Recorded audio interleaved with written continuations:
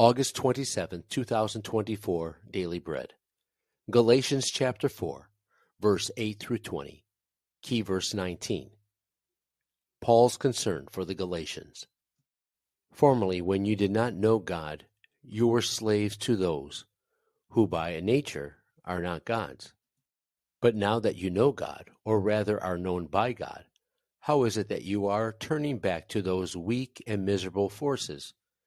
Do you wish to be enslaved by them all over again? You are observing special days and months and seasons and years. I fear for you that somehow I have wasted my efforts on you. I plead with you, brothers and sisters, become like me, for I became like you. You did me no wrong. As you know, it was because of an illness that I first preached the gospel to you. And even though my illness was a trial to you, you did not treat me with contempt or scorn.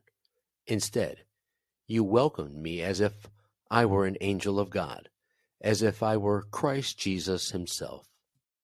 Where then is your blessing of me now? I can testify that if you could have done so, you would have torn out your eyes and given them to me. Have I now become your enemy by telling you the truth? Those people are zealous to win you over, but for no good. What they want is to alienate you from us so that you may have zeal for them. It is fine to be zealous, provided the purpose is good, and to be always, not just when I'm with you. My dear children, for whom I am again in the pains of childbirth until Christ is formed in you. How I wish I could be with you now and change my tone, because I am perplexed about you. Daily Bread Message. Paul was like a father to the Galatians and cared for them deeply. He pleaded with them not to return to their former practices of trying to earn their righteousness through the law. Even though the Galatians knew God and were known by him, they were returning to the very lives of bondage. Those who tried to persuade the Galatians were zealous to win them over, not to God, but to themselves. Even as believers, we also must be careful that our faith is built on Christ alone and nothing else.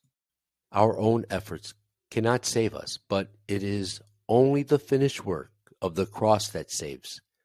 Paul was in pain, like a mother in childbearing, out of his deep concern for the Galatians. May we be prayerful for the church to be on guard against false teachers and rooted in the true life and freedom we have in Jesus. Prayer. Father, help me to be on guard and watchful in my walk with you. Thank you for your work for us on the cross. May my zeal be for you alone. One word, be zealous for the good and on guard.